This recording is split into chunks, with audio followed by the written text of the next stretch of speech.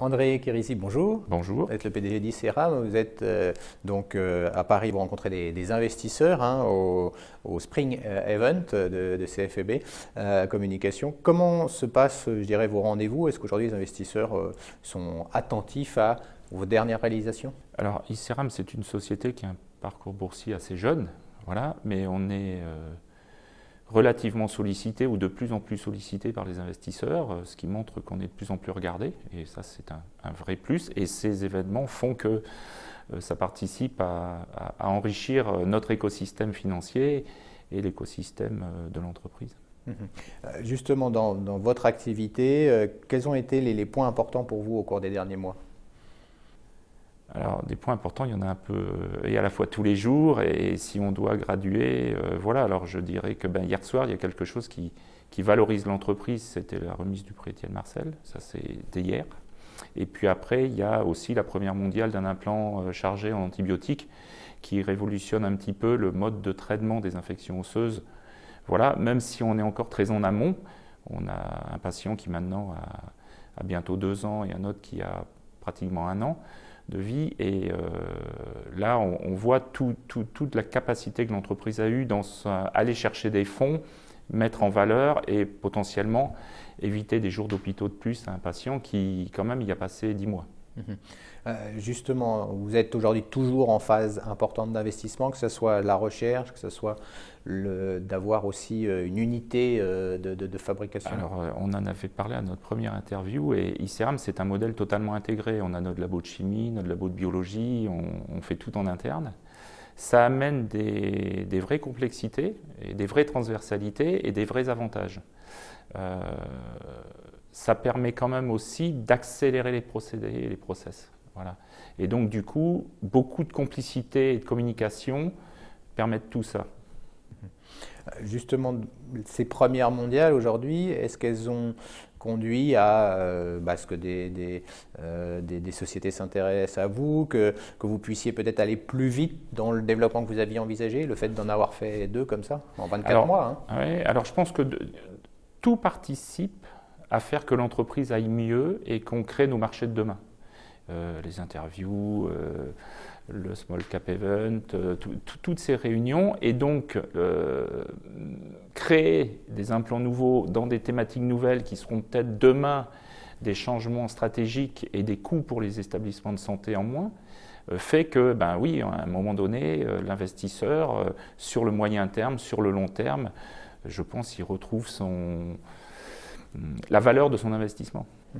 Le potentiel que vous avez aujourd'hui, parce qu'effectivement on parle de ces implants en céramique, hein, mais donc avec ce que vous aviez rappelé, avec par exemple les antibiotiques, hein, est-ce que du coup, quel marché ça ouvre quand on y regarde de près? Alors, quand on voit un médecin, un chirurgien, et qu'on va le voir pour un acte, on y va pour vous sauver. Donc, il ne va pas vous parler de la totalité ou de ce qui pourrait être une complexité lourde, puisqu'on voit bien les maladies nosocomiales, les infections osseuses sont des problèmes très lourds, mais très ciblés, 1,5%, 3%, en fonction de l'analyse clinique.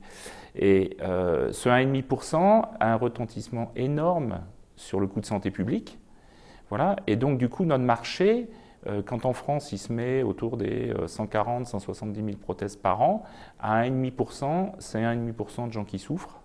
Et donc, c'est un marché à 3 mois, 6 mois, 10 mois d'hôpital qui permettrait de vraiment changer la stratégie et la vision, et de remettre tous ces patients en marche. Donc notre marché est énorme, puisqu'on a été les premiers au monde à faire ce type d'implant.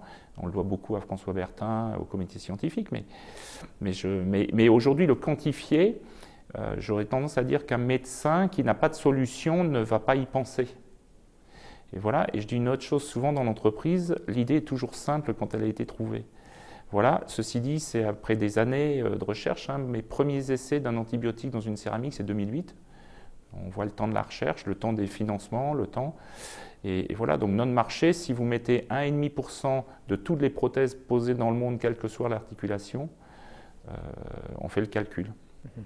Du côté de la partie commerciale, donc bien sûr développement en France mais aussi à l'international, et je voyais que le Portugal notamment était un axe important pour vous. Il y a une spécificité justement à Alors, ce on déploiement. est en République tchèque depuis très longtemps, où on a une filiale. Le Portugal est évidemment important, pas tant pour le marché, on n'est pas allé au Portugal pour le marché, on est allé au Portugal parce que vous avez une fac de médecine à Coimbra qui est reconnue, qui est une des plus anciennes au monde, donc il y a un apport scientifique important.